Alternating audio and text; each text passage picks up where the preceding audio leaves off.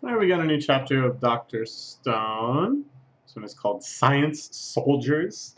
Looks like we're gearing up for an outright war type arc between the elite hunters that inhabit this island and, of course, the Kingdom of Science.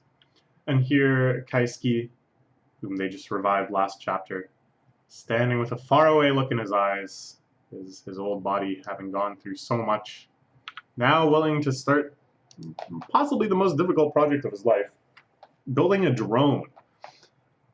A technology so sophisticated that even now, today, in 2019, before any sort of petrification shenanigans, is seen as almost a magical type thing.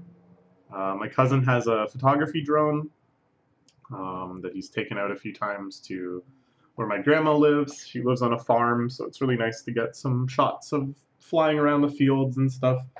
And just trying to understand how it looks to my grandma, who was born in like 1922, I believe. She's like 90s, in her late 90s now, something like that. To like, she grew up without a telephone. She grew up with scarce cars. The telephone became like this large black object that hung on the wall that magically made a call to a directory, and someone working at the directory would connect you to whomever you wanted to talk to, and then it would ring a ring, and hopefully they would pick up the receiver on their giant black wall-mounted thing.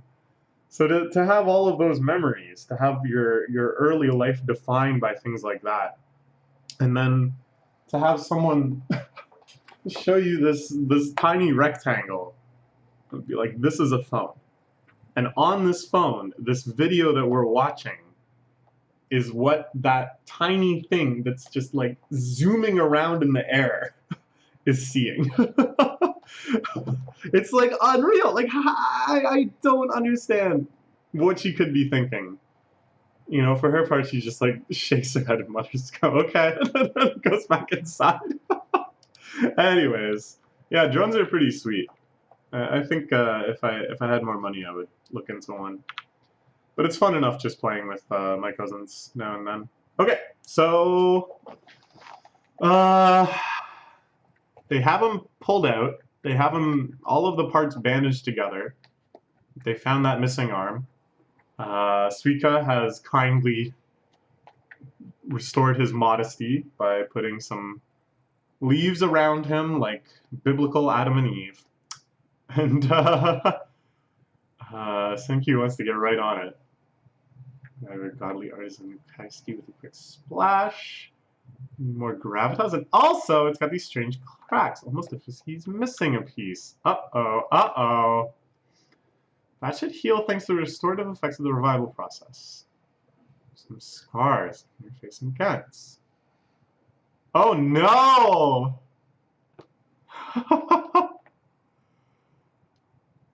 So he could have poop scarred into his back for life. That would be quite unfortunate. But meanwhile, our human workhorse, without an oxygen tank, has just been diving repeatedly, pulling up random parts. It's beautiful. Really, they did a good job, even though it was like an emergency, unplanned revive. This is gonna help out a ton. No, I just held my breath. Using science to figure out the right spot. Diving down there only takes a few minutes. Isn't too long for me to hold my breath. With endurance, I'm your man. I better haul everything up. I'll just take 200 to 300 round trips. It's beautiful. I think a power of this series is one that it shares with the YouTube series Swampletics, which I think I may have talked about on this channel before, specifically in Dr. Stone reviews. But if you don't know about Swampletics, just check it out. I won't say anything more. Even if you don't like RuneScape, check it out. Even if you don't like video games at all, check it out. All you need to do is have a sense of empathy, a sense of triumph and progress, a sense of, I don't know. At any rate, so many times in Swampletics, he's like, all right, well, I figured out how to do this. I actually do have a way to get this item or get this level or something on this account. it's just going to require doing this for 50 hours. And he'll say it just so casually, you know? And then just with all of the diligence in the world, with this beautiful forward-minded determination, he just gets to the grind. It reminds me a lot of this. Taiju's like, okay, well, it's not going to kill me. I can just make 200 or 300 round trips, and that's it. Just 200 to 300. Zero face too funny. People still don't get how Taiju defies logic at every turn. Yeah. You get along so well as you share that same resilience in the face of adversity. Okay, so they fully repaired him. They got a whole pile of statues now, but I guess they can worry about that later. And yeah, with no gravitas at all. I'm assuming next page we'll get a nice full page spread of the old man busting out, but yeah, it's time. Kaisuke revived. Seaweed is fine for now. So that's what turning to stone feels like. My first time was so darn exciting. Yeah, there's nothing too exciting about it. It really seems either boring or terrifying, a constant dichotomy of boring and terrifying.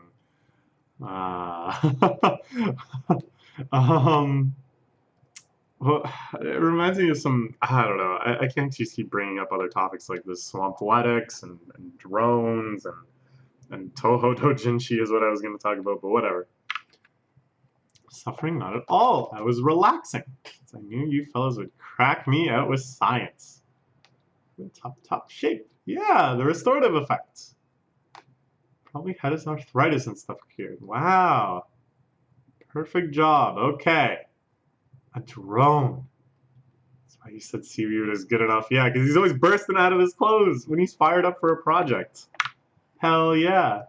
Oh, the poor mobile lab that had been ransacked for parts to make oxygen tanks with. He immediately gets back to work on that. His hammer ringing out in the caverns where they're hiding. Suika and Gen starting to slowly sort through the pile and rebuild everything. All right, so how do we build a drone? Propellers, yes, that is definitely first and foremost. Those things spin at ungodly fast speeds. That's really the key to all of this working, is just how fast they can make the propellers go these days, with still a lightweight enough battery that the whole thing can take off. That's my kind of understanding. It's like that there was several missing ingredients from drones that made it a technology that's only really been able to be realized within like the last 10, 15 years or whatever. And that's like onboard computers strong enough to continually make the adjustments and calibrations and stuff to keep it at that nice drone hover. Batteries light enough and yet powerful enough to spin the propellers fast enough without weighing down the drone too much. And I guess that's it. Like there were drone-like things before that, but I feel like those were the major things that led to our modern era of drones. So I don't know how the heck they're going to replicate that in the stone world. Blades have to be lightweight. Some real bird feathers. Twist them a little and coat in plastic. Ooh. A fidget spinner! What? I guess, yeah, that sort of nested ball bearing type rotary is what's going to allow the propellers to spin as quickly as they do. You need like very low friction. So it basically is a fidget spinner.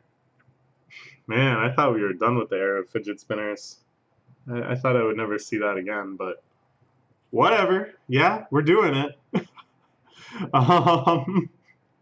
I like that Suika's really excited, given that she's like the closest thing to the target age for fidget spinners. Oh, you can see Taiju and Baldman Shoyu's carrying more haul back to the shore. I like that here and now. Why a fidget spinner? Remember how much our motors ship in Reynolds? Ball bearings are the actual key component. Support to axles allowing for high-speed rotation. True cornerstone of mechanical production. That's true. So all these rotating things, the car's wheel, the plane's propeller, the helicopter's blades, the fan, the bicycle, the submarine's propeller.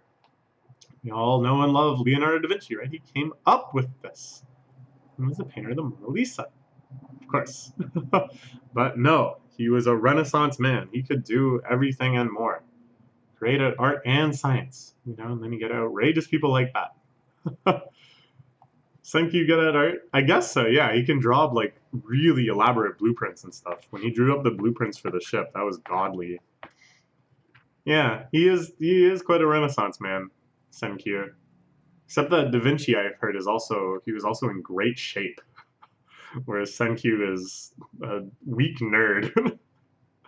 Stick little fragments in whatever these tubes and spin them around real fast so the bits get ground down and ground off.